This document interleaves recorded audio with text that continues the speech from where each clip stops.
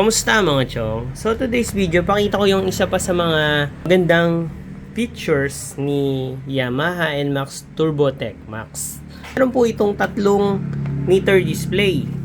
Yung pangkaraniwan po, pag binuksan natin, pakita muna natin yung mga malakasang startup. Ayan, accept. Okay, yan po, yung nakikita natin is yung tinatawag na tachometer slash ECBT meter display, no? Kung saan makikita mo yung touring mode, yung town commuting mode and sports mode. Ayan po. Para makita natin, start natin. Iyan po yung gumagalaw na yan is yung RPM. RPM display.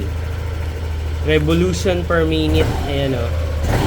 Okay, yan yung maganda, gumuguhit talaga siya. Kita mo yung RPM, di ba? Then, para makita mo yung 2 meter display, all you have to do is, nakita mo yung check button. Ito, yung check button. Long press mo lang siya until lumabas yan. Yung 3 pagpipilian. Echo, may speed. Para malipat mo lang siya, using mo lang yung up and down arrow button. Una tayo sa echo meter display. Yan po yung echo meter display natin. Yung echo meter display natin is, ganun pa rin, may display pa rin ang oras, at ito yung speed meter, barometer ay hindi nawawala.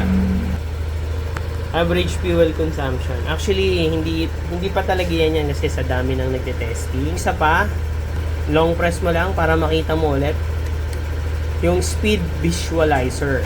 Ayan, speed visualizer. Ito, magkaroon ng circle yan kapag tumatakbo. So, papakita natin yan later para makita nyo kung ano ba talaga yung display na yan.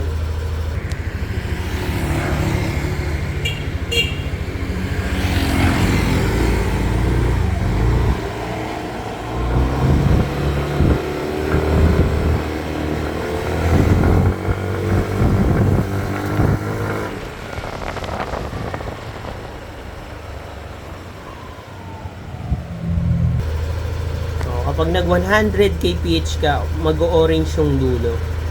Napakadaming special features TurboTech Max na kung saan ganda at sulit yung binayad mo para sa 20,000 difference versus standard po. Parang gagawin mo, para ibalik mo, is long press mo lang yung check button. Ayan. Ako mas prefer ko tong tachometer kasi mas kita niya mas gusto ko yung kita yung RPM. Ayan, mas naastigan ako. Ayun lang mga chong. Kung nagustuhan mo tong video natin, please consider subscribing. Maraming salamat, RS.